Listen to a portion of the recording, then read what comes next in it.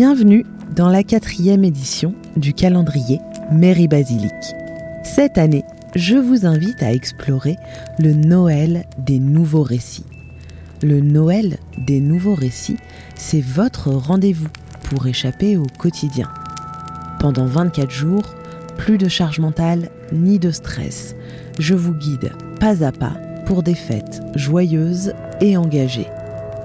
Et puis, bonne nouvelle, vous aurez aussi la possibilité de remporter de jolis cadeaux éthiques et durables. Rendez-vous dans la barre de description pour tenter votre chance. Bonne écoute!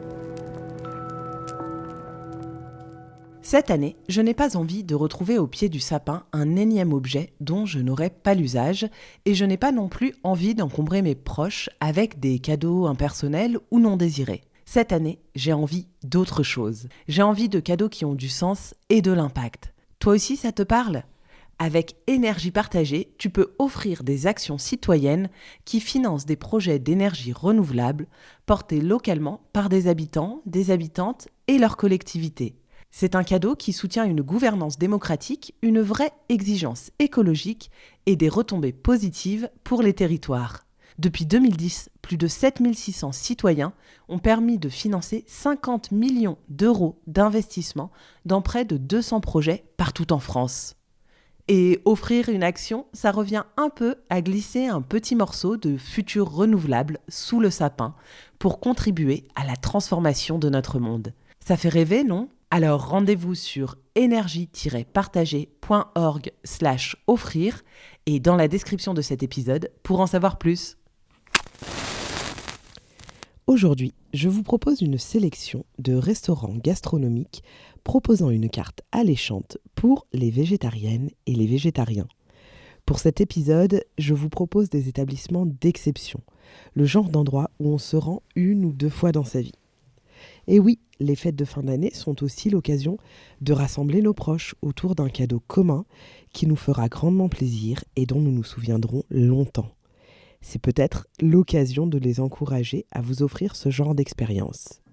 Commençons sans plus tarder par le premier établissement que j'ai sélectionné et pour cela, direction Arles.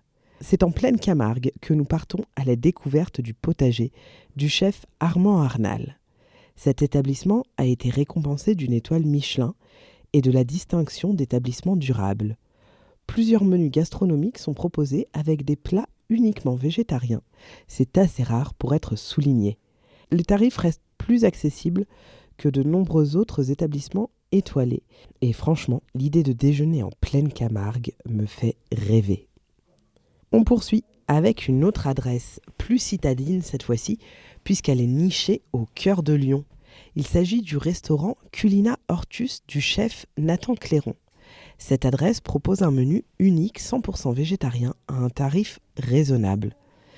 J'espère vraiment avoir l'occasion de tester cette bonne table l'année prochaine. Parce que j'en ai entendu beaucoup de bien. On quitte désormais Lyon pour retrouver la frénésie parisienne.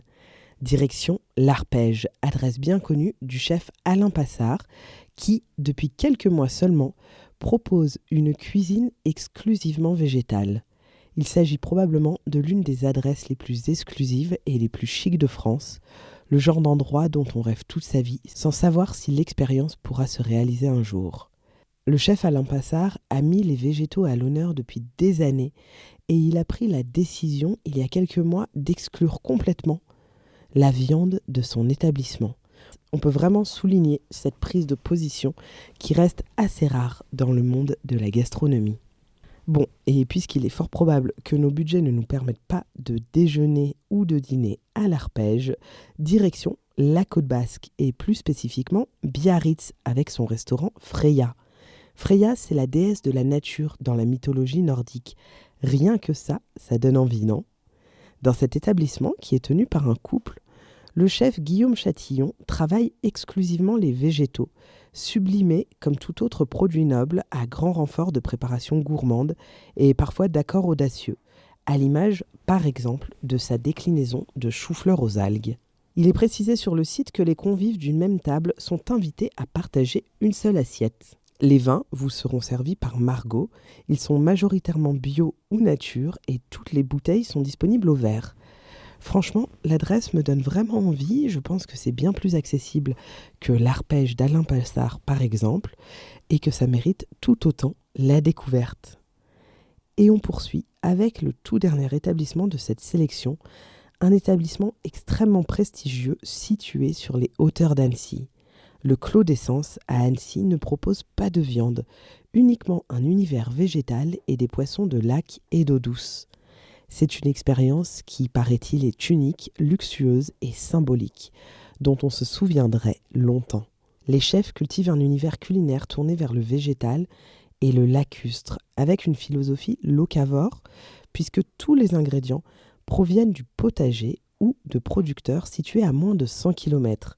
Fruits, légumes, fleurs et aromates de saison ponctuent chaque assiette qui emprunte autant à la poésie qu'à l'art moderne.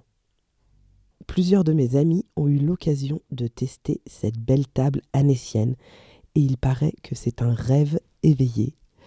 J'espère que cet épisode vous aura fait saliver autant que moi. J'ai sélectionné des établissements pour tous les goûts, tous les budgets, avec vraiment cette priorité du végétal au cœur de l'assiette.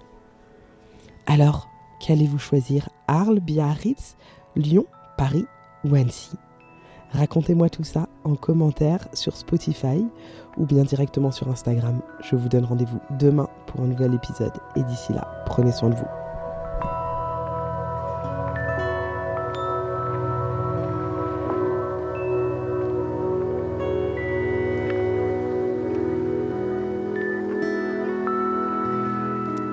J'espère que cet épisode vous a plu. Je vous donne rendez-vous demain pour ouvrir ensemble une nouvelle case du calendrier.